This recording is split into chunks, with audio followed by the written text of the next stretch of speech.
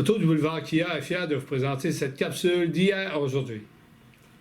Bon visionnement. Voici d'hier à aujourd'hui, une capsule de Normand de Lessard. Normand nous présente des personnes ou des événements qui sont venus marquer notre passé en Beauce. Sur ce, bon visionnement. Ici Normand de Lessard et bienvenue à une autre capsule de hier à aujourd'hui. Cette semaine, je reçois M. Gilles Bernier. Il va nous parler de sa carrière de radio. M. Bernier a débuté sa carrière ici même lors de l'ouverture de la station de CKRB Saint-Georges-de-Beauce. On regarde ce que ça donne. Bon visionnement! Monsieur Gilles Bernier, bonjour. Bonjour, comment allez-vous? Ça va très bien et c'est un honneur de vous rencontrer aujourd'hui. Ben non, l'honneur est pour moi, mon cher ami. Écoutez, là, avec tout ce que vous avez réalisé, c'est fantastique.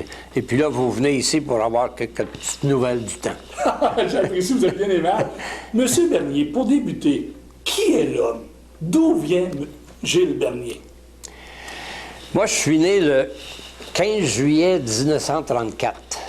À Montréal, au 46-86 rue Saint-Hubert, au coin de Mont-Royal. Ça, c'est le plateau aujourd'hui qu'on appelle. Dans ce temps-là, on ne parlait pas de plateau, c'était des gens ordinaires qui vivaient là dans le temps. D'accord. Alors, le maire Camillien Hood, à Montréal, était notre troisième voisin. J'ai été élevé sur la rue Saint-Hubert. On a déménagé quand j'étais tout jeune, j'avais 5 ou 6 ans, à Rosemont, sur la rue Louis-Hébert. Et puis, j'ai fait mes études jusqu'en 7e année à l'école Louis-Hébert. Et j'ai fait mon cours classique après au Collège des Jésuites sur la rue Bleury, entre Dorchester, aujourd'hui c'est René Lévesque, et Sainte-Catherine. J'ai fait mon cours classique chez les pères jésuites, de l'élément latin jusqu'à la rhétorique. Et dans ma classe, pendant les 6 années du cours classique, j'avais Guy Sanche, qui était mon grand ami, qui est devenu Bobino. Ben oui. Ben oui, Bobino. Qui ne connaît pas Bobino? Ben oui. Alors, c'était mon ami. Et il y avait un autre aussi qui était proche de moi, c'était Jean-Louis Miette. Jean-Louis Miette, le fameux paillasson. Paillasson. Alors, moi, on était ensemble avec quelques autres, on était des bons amis. Le mardi et jeudi après-midi, on allait à Radio-Canada, sur la rue Dorchester à l'époque, dans l'Ouest. Et puis, Guy Sanche et Miette se destinaient vers la comédie, et puis allaient voir les artistes dans les studios, puis comment ça se passait. On avait 13, 14, 15, 16 ans dans ce temps-là. Et moi, j'allais du côté radio. J'étais ébloui par la radio. Et celui qui était chef annonceur, à l'époque, on ne disait pas directeur des programmes, c'était le chef annonceur, c'était Méville Couture, de grande renommée, à Radio-Canada. Et puis moi, j'allais en studio, puis là, il me disait, « Jeune homme, tu fais ton cours classique chez Jésuite, j'ai un petit neveu qui est là avec vous autres, là, puis il vient de temps à autre. » Mais il dit, « Tu veux faire de la radio? » « Oui, j'aime ça, j'écoute, puis je veux voir, et je vais t'enregistrer. » Et il m'enregistrait, puis il me corrigeait. Mes petits défauts. Puis il me disait, « Ouais, un jour, si ça t'intéresse encore, tu me le diras. Tu peux pas commencer à Montréal. » Il dit, « À Montréal? » Il dit, « Non, non, c'est la guerre des radios ici. Il faut que tu commences en province. » Alors, j'ai dit, « Parfait. » Quand j'ai eu terminé mes études classiques, je suis allé voir Méville Couture, puis j'ai dit, « Je suis prêt. » Comme disait Jean Charest, « Je suis prêt. » Alors, je suis allé le voir, puis il m'a dit, à Montmagny, il dit, un poste d'ouvert, là. Puis il dit, je connais bien M. Méville Deschênes, qui est le directeur. Il dit, je l'appelle. Puis, si tu veux commencer, mais quand Méville Couture téléphone en région, Méville Couture de Radio-Canada, puis il dit, j'ai un tel, il va être bon, essaye-le. Alors, Méville Couture, voyez-moi là, M. Couture. J'arrive à Montmagny. D'ailleurs, mes parents viennent de Cap-Saint-Ignace, juste à côté. D'accord. Alors, c'était un terrain pas trop connu, mais en tout cas, je savais où c'était, là. Je commence à 12 piastres par semaine. Je faisais 5 jours par semaine. Et puis, mon père m'avait donné un peu d'argent de poche. On n'était pas riches. Puis, il m'avait dit, essaye à t'arranger avec ça. Mais je gagnais 12 piastres. Ma pension, 7 jours par semaine, nager nourri, ça me coûtait 10 piastres. Alors, il m'en restait 2. Mais au bout de 2 mois, Là, il y a un des directeurs, il est à 5 propriétaires, il vient me voir, il dit, gang de fous qui siègent avec moi, il dit, on fait faillite la semaine prochaine. Hey, j'ai 19 ans, 18 ans et demi. Me faire dire, on fait faillite, puis je suis à Montmagny, moi, là. Il dit, j'ai une place pour toi. Il dit, t'as du talent, le jeune. Il me disait ça. Ben, j'ai dit, merci beaucoup. Saint-Georges-de-Beauce, ils vont ouvrir un poste de radio au mois de juillet 1953, l'année 53. Ben, j'ai dit, je suis à Montmagny. C'est où, Saint-Georges-de-Beauce? Ben, il dit, c'est par là, là. OK. Il dit, je vais te reconduire. On avait des grosses malles de voyage, des grosses valises dans ce temps-là. Là. J'en avais 2 grosses, moi, avec mon linge, tout ça. On arrive au poste de radio en question. Les ouvriers préparaient les studios. C'était pas ouvert encore. Juillet 53. Là, on entend dire que ça va ouvrir le 19 juillet. Ah, parfait. Alors, on se prépare. Je rencontre Georges Roberge, qui était le directeur du poste. Dans ce temps-là, les propriétaires, c'était Georges Roberge, M. Desjardins, M. Ruel, de Ruel-Roy-Moreau, comptable, qui était à Lévis. Lui, Desjardins était le long du fleuve, là, je ne me souviens pas quelle région. Et puis, il y avait Yvon Thibodeau. Est-ce que les studios étaient situés dans la 119? En haut de chez Poulain-Grondin. En haut, j'ai plein de rondins. C'est là que ça a commencé. D'accord. Des beaux studios. Ben oui. Et puis, c'était confortable, on était bien situé en plein centre-ville. Alors, Georges Roberge, il me donne un paquet de feuilles. Il dit, il y a des commerciaux là-dedans, il y a des nouvelles. Lis-moi ça dans le haut-parleur. Dans le haut-parleur? J'ai dit, non. J'ai dit, où? Dans le haut-parleur, là. Lui, il voulait dire un micro. Alors, c'est bon. mais, alors, je commence à lire des bulletins de nouvelles. Là, il voulait savoir si j'avais du talent. Il dit, commence. Au bout de 3 minutes, 4 minutes, arrêtez-moi tout ça. Le technicien, il dit, qu'est-ce qu'il y a? Il dit, commence lundi, 16 piastres par semaine. Lundi, on ouvrait le poste de radio. Ça a commencé de même à Saint-Georges. Et vous avez fait plusieurs années? 28 ans. 28 ans. J'ai fini en 81, 1900, pas en 1800, en 1981. Et puis, ça fait 33 ans, les gens m'en parlent encore de la radio. Ben, vous avez... Monsieur Bernier, on se souvient, ci, puis ça, vous avez fait ça. Mais pensez-vous, ça fait 33 ans que j'ai quitté la radio. Puis encore aujourd'hui, je vais dans un restaurant un peu partout, puis ils me racontent des choses que moi, je faisais à la radio, que je disais. Mais j'ai dit, t'étais pas au monde. Ah, ma mère m'en parlait, mon père m'en parlait. Ah bon, moi, je faisais de 6 à 9 le matin, le réveil matinal, sur une note gay. Réveillez-vous, c'est le temps, c'est l'heure. L'hiver, mettez vos culottes à grand manche, il va faire fret aujourd'hui. Bon. Mais c'était une radio assez particulière. On couvrait la Beauce, mais on était partout. Moi, je faisais de 6 à 9 le matin. D'accord. J'étais tout seul dans le studio. Tout seul dans le studio, ça veut dire que tu places les disques, tu réponds au téléphone, tu fais ton micro, tu lis tes commerciaux, parce que la plupart, il fallait les lire. C'était pas tout enregistré comme aujourd'hui. Et puis, souvent, tu avais des commerciaux. Moi, j'allais dans un restaurant ou dans un hôtel le soir, puis un tel me dit « Fais-moi donc un 30 secondes de mon garage, fais-moi aussi mon restaurant. » Puis là, sur un bout de carton, carton d'allumettes. Vous composez votre texte. Comme 3 ou 4 mots. Moi, t'en faire 30 secondes demain matin. J'avais des paquets de papier dans mes poches. Je disais, ah, ça, c'est son annonce à lui, il faut que je fasse son annonce. C'était comme ça. Mais il y avait du dynamisme. Moi, j'avais horreur à la radio de les lenteurs. Vous savez, ceux qui hésitent à la radio. Moi, j'avais horreur de ça. Ceux qui prennent trop de temps à démarrer quand le micro est ouvert. Aujourd'hui, Dieu sait si j'en entends. Mais c'était nous autres, il fallait être dynamique. Il n'y a pas de blanc à la radio. Tu ne peux pas avoir de blanc à la radio quand tu parles. Il faut que ça soit continu et puis ça soit pas endormant, OK? Alors, j'ai fait ma carrière comme ça pendant 28 ans. J'étais... Yvon et Charles Thibodeau sont devenus les seuls propriétaires après 6 ou 7 ans, je pense, vers 1959-60, 57, l'année où je me suis marié, justement. Et puis, c'est eux autres qui menaient la barque, là, Yvon et Charles. D'accord. Moi, j'étais le directeur des programmes. Moi, j'étais responsable d'engager les annonceurs, parce qu'il y avait un feu roulant tout le temps.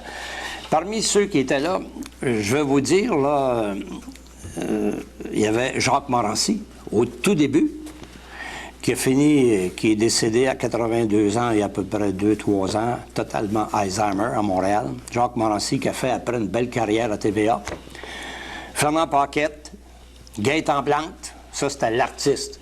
Lui, il composait des pièces, puis c'était un artiste. Il composait, il avait la plume facile.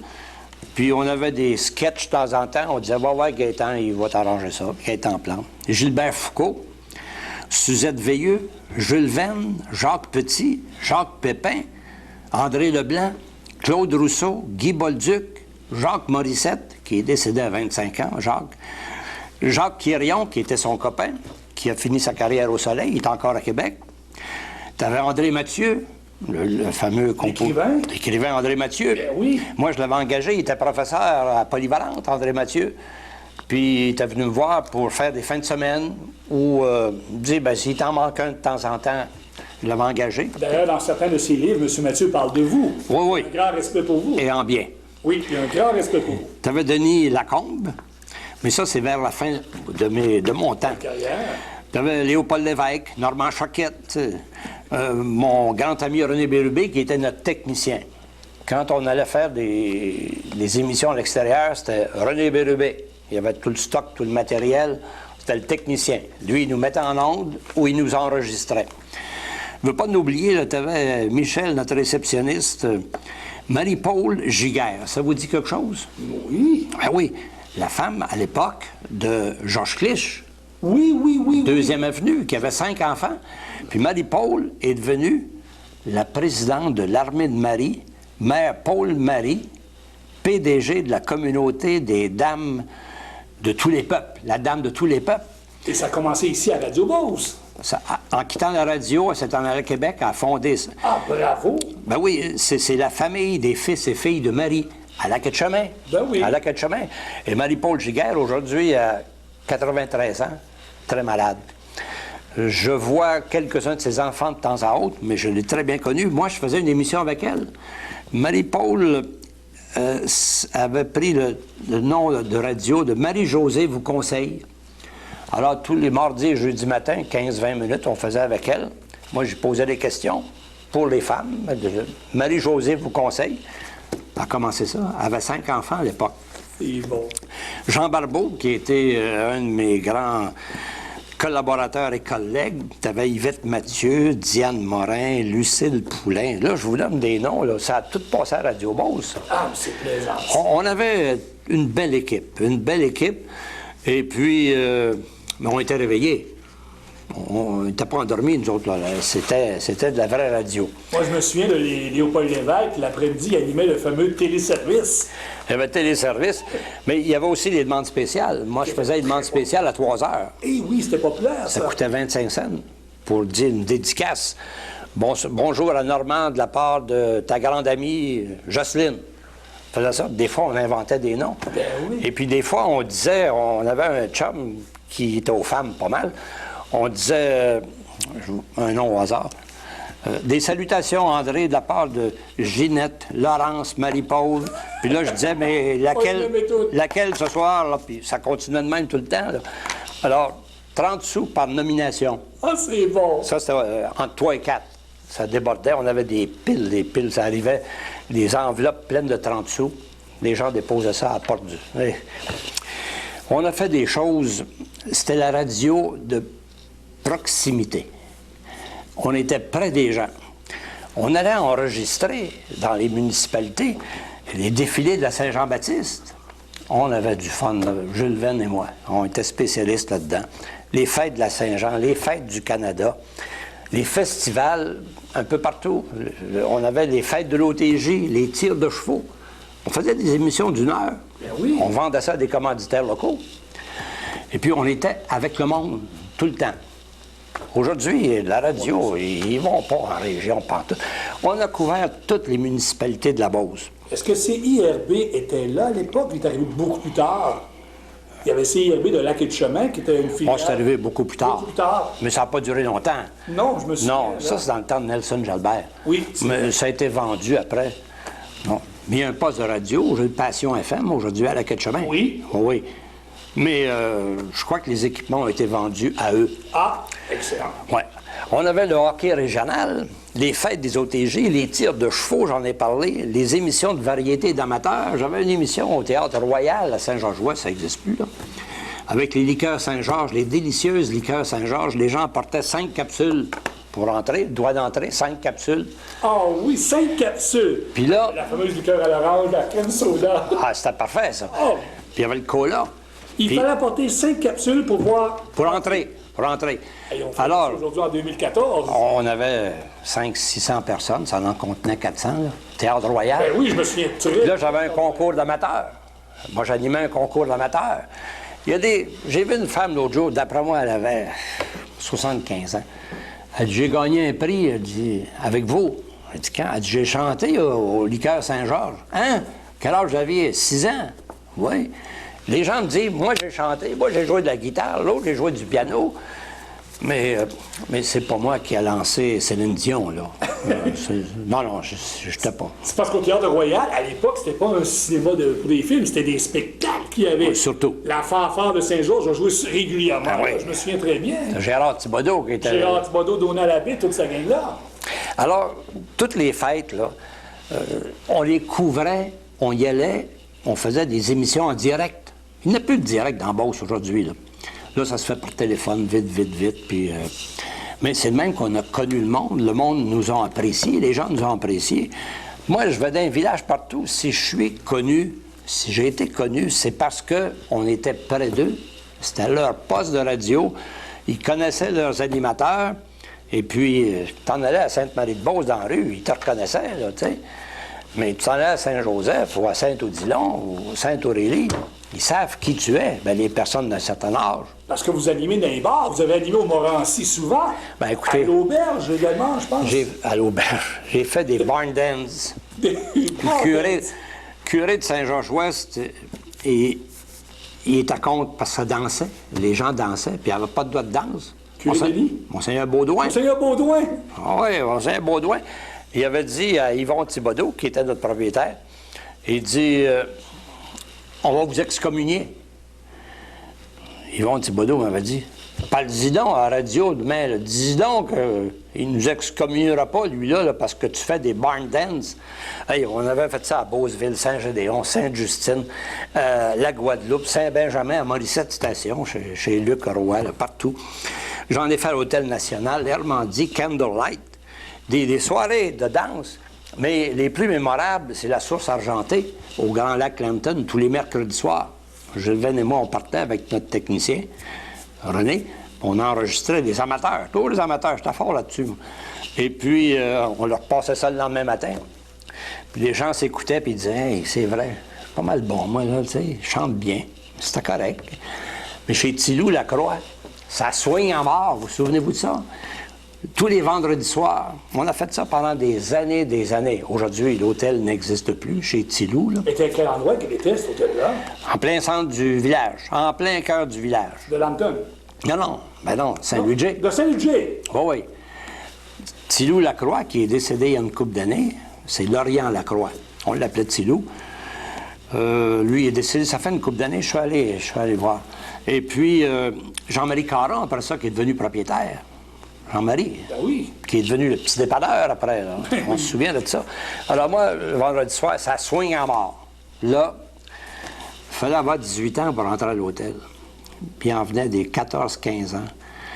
Aujourd'hui, j'en vois des femmes qui étaient là. Il y avait 14-15 ans dans le temps. Aujourd'hui, ils ont 60, 70, 65. Puis ils me disaient ça. Vous nous avez fait gagner des disques. On faisait tirer des longs jeux ou des 45 tours. Du plaisir, on en a eu. Puis ça passait toujours ces ondes le lendemain. Des fois, les gens en riaient un peu parce qu'ils disaient c'est pas des talents, ça. Non, je dis c'est tout des talents, mais il y a des degrés. C'est de même. On a fait pas mal. J'ai été promoteur de boxe avec la radio. Vous avez fait des galas de boxe. Avec Paul-André Busque. OK. C'est nous qui avons mis au monde Réal Nadeau. Réal Nadeau, le boxeur de Saint-Gédéon. Oui. Tout un boxeur. Ben oui. Puis, très belle carrière, Réal, on dit ce qu'on veut. Puis avec Daniel, son frère. Mais malheureusement, il est arrivé des choses. On sait ce qui est arrivé. Mais Réal Nadeau, c'était à l'époque un gentleman. On disait, Réal, ce soir, en fin de semaine, dans 15 jours, tu vas boxer pour nous autres. Combien tu veux? Ben, il disait, combien ils donnent ailleurs? Je dis, ailleurs, ils vont te donner 1200 $, on va te donner 1500, nous autres. Pas André Busque et moi. On a le record d'assistance avant l'agrandissement du centre sportif à Saint-Georges. C'était le Palais des Sports à l'époque. À l'époque, aujourd'hui, c'est la Croix du Style.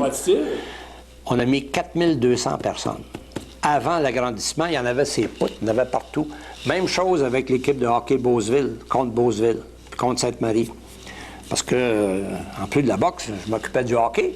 Ben oui. C'est important. Vous avez, pour les gens à la maison, vous vous souvenez, créé une espèce de rivalité entre Saint-Georges et Beauceville. Et Sainte-Marie. Et Sainte-Marie. Et Saint-Prosper. Ah oui, puis souvent les gens disent tout.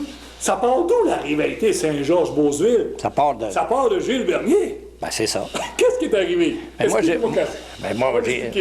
Moi, j'étais à la radio, j'étais de Saint-Georges, alors partisan du manoir Chaudière, Victor Loubier. Victor, oui. Et puis, on s'est dit, faut du monde. Puis, il venait 500-600 personnes. Moi, j'ai dit à Victor, on va stimuler ça un peu, là. On va organiser quelque chose. Alors moi, j'organisais des rivalités entre les joueurs, tu sais, Talbot à Saint-Georges, puis il y avait d'autres à Sainte-Marie, puis il y avait à Beauceville, nomme-les tous, là. Je ne veux pas en nommer. Je les ai nommés à Beauceville. L'autre jour, il y avait la TV communautaire a fait une émission, des émissions, pour rappeler le bon temps. Le bon temps du hockey. Puis ils m'ont invité. Mais on a le record d'assistance à Sainte-Marie, Saint-Joseph un peu, parce qu'ils ont été dans la Ligue un peu. Mais Beauceville, Saint-Georges, Saint-Prosper, la Ligue de Beauce, c'était du haut calibre. C'était très bon. Et puis le vendredi soir, à 9h, l'aréna était pleine. On parle de quelle année environ? Moi, dans les années 70, je pense. 70, 75, dans ce temps-là, un peu plus peut-être. Mais c'était du calibre senior. Et puis là, les joueurs, de temps en temps, un propriétaire d'équipe allait en chercher à l'extérieur, puis leur donnait des avantages. On va t'engager. On a fait engager. On avait engagé Perron de Lac-Mégantic. Mais lui, il dit, je vais être dans la police. On l'a fait rentrer dans la police. Il a suivi. Perron, là, il se souvient de ça. Il est venu jouer au hockey. Maurice. Maurice, avant. Maurice Perron, là. Ah, mais il y en a. Maurice a joué au hockey, c'est vrai, je me souviens. Ben, Gordon Talbot, c'était la même chose. Oui, c'est vrai. Et puis, t'en as comme ça. Et qu'est-ce que vous auriez dit à la radio une fois pour la rivalité de Beauceville-Saint-Jean? Ah, ben, on allait jouer à Beauceville, il n'y avait pas d'aréna dans le temps, hein? On jouait à sa patinoire de l'Ouest, là. Et au collège, la patinoire du collège? Oui, l'autre bord du pont, là. Puis, ben, ça dépend de quel côté. Oui, côté ouest. Et puis moi, je disais à Paul-Henri Bernard, qui était propriétaire d'équipe à Beauceville, j'ai dit, service d'éclairage pour la patinoire, me semble, c'est pas fort. Bon, c'est pas pire, les gars voient à POC, ils voient à rondelle, tu sais, puis... Non, j'ai dit, si tu veux avoir du monde, je vais faire une petite annonce, apportez votre fanal pour éclairer la patinoire. Les gens sont arrivés, chacun avait son fanal. Les gens ont apporté le fanal. Ben oui, les gens de Saint-Georges. On est arrivé à Beauceville avec des fanals. C'est bon. Fait que là, moi, je dis au monde, mais regardez, ça nous prend un fanal, il faut s'éclairer, on voit rien, les joueurs, ils vont se tuer, ça marche pas, là. On avait fait un show avec ça. Parlant de tours que vous jouez à des gens à la radio, comme ça, au public, le poisson d'avril. Qui se souvient pas du poisson d'avril de Gilles Bernier? Vous appelez ça le fiche comment, vous disiez? Fiche là. Ben, à chaque 1er avril, il y avait toujours un poisson d'avril. Puis on a pris les gens à chaque fois. Vous avez pris Ben oui, c'était moi. Et puis le 1er avril, j'avais organisé un poisson d'avril. Il y avait eu un petit incident qui était arrivé en montant à Saint-René, quand tu t'en vas vers Saint-René, Saint-Martin. Il y avait un fardier, une vanne, qui était penchée le long de la route. Fait que là, je passe là, puis pas d'identification dessus. Hey, j'ai dit, le poisson d'avril, c'était le jeudi. J'ai dit, c'est samedi, le poisson d'avril. On va se servir de ça. Fait que je suis arrivé à la radio le vendredi, puis j'ai annoncé toute la journée que dans la fameuse vanne qui était là, le fardier en question, C'est des pneus, une compagnie de pneus qui venait faire de la promotion à Saint-Georges. Ils étaient trop chargés, alors ils ont pris le clos. Ils ont pris le clos, puis ils étaient penchés. J'ai dit samedi matin à 9h. 9h ou 10h, je pense. J'ai dit samedi matin à 9 ou 10h, j'ai dit on va convoquer les gens, venir chercher des pneus. Apportez 4 vieux pneus, on vous en donne 2 neufs. Les gens partaient des 1er avril, partaient des cabanes à sucre, partaient de partout, avec des pneus. Il n'y avait personne. Les valises On voulait ouvertes. savoir. Mais non, mais la vanne était toujours là. Ben, OK. Puis là, ça attendait. Les routes étaient bloquées partout. D'un coup, à la radio, là, on voyait que on appelle ça les coffres, les valises de char. C'était ouvert parce que les pneus débordaient, les vieux pneus. Puis les gars venaient en pick-up. Ils voulaient avoir 2 pneus neufs. Puis c'était une nouvelle compagnie qui faisait une promotion d'embauche. On avait été choisi une compagnie de l'Ontario qui s'appelait les pneus Fishline. C'est le 1er avril, Fishline. Alors, mais quand le moment est arrivé, là, les policiers appelaient, puis qu'est-ce que vous faites là? Ça n'a pas de bon sens. Non, j'ai dit, nous autres, c'est une promotion, ça. Le commanditaire a payé pour ça. Là, quand on a annoncé que c'était un poisson d'avril, c'était épouvantable. La réaction était comment? Bien, sur le coup, ils n'ont pas aimé ça. Mais après, les gens riaient, puis ils se sont fait agacer. Les gars se sont fait agacer par leurs femmes. Hey, tu savais pas, le poisson d'avril, Gilles, il en fait un chaque année, puis ils vous pognent tout le temps. Et vous en aviez fait d'autres également, hein? Poisson d'avril, vous comptiez tout à l'heure. Ben, à l'église. À l'église? Qu'est-ce qui est arrivé à l'église de l'Assomption? Il y avait une guerre civile au Pérou. Une guerre civile au Pérou, j'annonce ça, moi. Puis là, le 1er avril, j'ai dit, c'était cardinal, pas le cardinal, Monseigneur Maurice Roy, archevêque de Québec à l'époque. J'ai dit, on n'avait pas les services de communication qu'on a aujourd'hui. J'ai dit, il nous a envoyé un message pour tous les curés de la Beauce d'ouvrir leurs églises à 2 heures, samedi, 1er avril, c'est pas un dimanche, samedi, prier pour ce qui se passe au Pérou. Il y a une guerre civile, puis nous, il faut... Dans ce temps-là, ça priait fort, hein? Ça prie encore, mais moins ostensiblement. Moins ostensiblement. Alors, là, j'ai dit à 2 heures, les curés vont ouvrir les églises. L'abbé Duval, curé à l'Assomption, il m'appelle à la radio. Qu'est-ce que tu dis là, un message, Monseigneur Roy? J'ai dit, ben oui, il n'y a pas le temps. Lui, il n'était pas au courant. En tout, il n'y a pas un curé qui est au courant. Il dit là, il se fait 3 4 curés qui m'appellent puis qui me disent, c'est quoi ça? Ben, il dit, on va appeler Gilles Bernier, c'est lui qui annonce ça à la radio. Moi, j'avais un beau texte signé Monseigneur Roy. Ouvrez les églises à 2 heures pour que les fidèles aient une pensée spéciale pour ce qui se passe au Pérou, puis à tabarnouche. Ben, j'ai dit, c'est à 2 heures. J'ai dit, moi, je vais vous lire le texte qu'on a eu, là. J'ai dit, c'est vrai que c'est samedi. Les communications, hein, vous savez. Ils envoient ça au poste de radio. On couvre la région. Ils ont ouvert les églises. Partout. Ils ont ouvert les églises. Puis à 2 heures. Alors, à 2 heures, je m'en vais à l'Assomption. 2 heures moins 10. Puis les gens montaient. Les fidèles montaient. Puis moi, j'entrais, puis je restais en arrière très discrètement. Il se passe rien. Le curé est en avant avec son surplis. Puis je dis à une madame qui montait, qui est décédée aujourd'hui, l'épouse de Rosaire Morin. Madame Morin, de 2e avenue. Rosaire Morin, les voitures, là. Non, Rosaire Morin, le bureau d'assurance. OK, les assurances, d'accord. À côté du Café Paris. Oui. Bon. Là, elle me regarde, elle dit, c'est-tu encore un poisson d'avril, ça va là? J'ai dit, moi, je ne sais pas, écoutez, on ne joue pas avec ça. Écoutez, le curé, là, elle rentre dans l'église. Moi, je suis parti. Hein. Ils ont prié, ça a l'air. Mais vous étiez donc bien haïssant.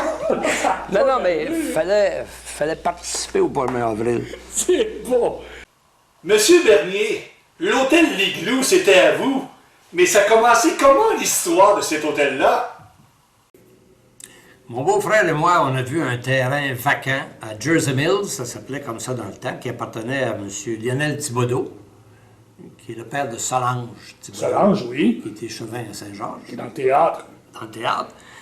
Et il nous a vendu le terrain. C'était un restaurant qui avait passé au feu, qui lui appartenait. Il l'avait loué à quelqu'un, mais il a passé au feu. Alors nous, on a parti l'Igloo. C'était seulement pour l'été, l'automne.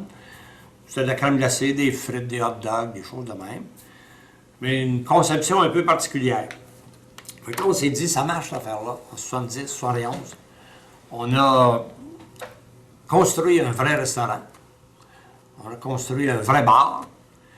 Et puis en 1975, on a construit des motels qui existent encore, ça a changé de nom. On a eu ça de... Moi, je l'ai eu avec Yvon jusqu'en 1975. J'ai acheté ses actions en 1975. Et puis mon épouse et moi, on l'a eu de 70 à 82. C'est toujours en 1982. Hein. Alors, là, il y avait des soirées. Il y avait un hôtel, un bon restaurant. C'était fréquenté. Puis un piano-bar. C'était un piano-bar. Piano-bar. Il y avait du monde. Il y avait du monde. Lundi, la soirée des dames. Pour les gens à la maison, l'igloo était situé où se trouve aujourd'hui le Saint-Hubert. Exactement, même terrain. Même terrain. Puis c'est le même motel Oui, pour situer les gens à la maison. qu'on a lancé. Alors, on a opéré ça de 1970 à 82. Mais le piano-bar était extrêmement populaire. On avait des bons artistes qui venaient, là. Ils faisaient des semaines complètes, là. Des musiciens. Et il y en a qui ont fréquenté beaucoup de gens là. Et il y en a qui sont connus et qui se sont mariés à cause de l'igloo. Hein? Oui. Mais il y en a qui ont divorcé aussi à cause de l'igloo, ça je le sais. Mais c'est malheureux, mais en tout cas. Et ça a fonctionné.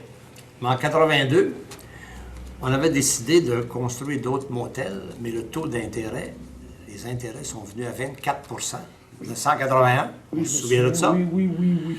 Alors, on est obligé de céder. On a cédé, puis on a arrêté en 82. Puis ça a été vendu à Jean-Yves Beaulieu, qui maintenant c'est un Saint-Hubert, puis il y a le motel encore. Mais c'est des beaux souvenirs. C'est des très beaux souvenirs. Et puis, dans ce temps-là, il y avait des voyageurs de commerce. Hein? Aujourd'hui, tout se fait par technologie. Là. Il y avait des voyageurs de commerce qui venaient de Québec, passaient 3-4 jours à l'igloo. Imaginez-vous, ça venait de partout. Hein? C'était plaisant. Les motels étaient remplis constamment. Le restaurant fonctionnait. Et puis, le piano-bar, c'était réputé. Monsieur Bernier, c'est un honneur de vous écouter. Ouais. Je vous écoute, on dirait une bibliothèque vivante qui jase. Ça, j'adore ça. Faudrait se rencontrer. Oui, là, la prochaine étape, là, on va parler de mon temps comme député, comme ambassadeur, comme VP chez Canam. Là, je suis retraité maintenant depuis le 31 décembre 2014. Mais là, j'ai 4 fois 20 ans. Faut arrêter à quelque part. Hein. Tout jeune. Mais j'ai encore dans la mémoire. Oui, je vois ça. Et puis, on a eu tellement de plaisir dans la vie, mais l'accueil des gens en Beauce, quand je suis arrivé, puis durant toute ma carrière radiophonique, a été tellement chaleureux.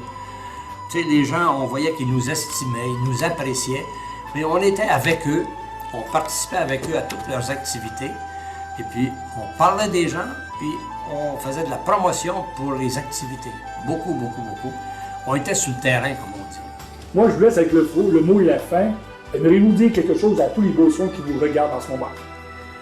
Ben, je vous ai toujours apprécié, je vous ai toujours aimé, et ça continue davantage. D'ailleurs, j'ai encore plusieurs occasions de vous rencontrer à cause des activités souvent de mon fils ou d'autres membres de ma famille. Alors, moi, je reste un Beauceron alerte, attentif, vigilant, mais visible, disponible et accessible, comme on disait. Salut!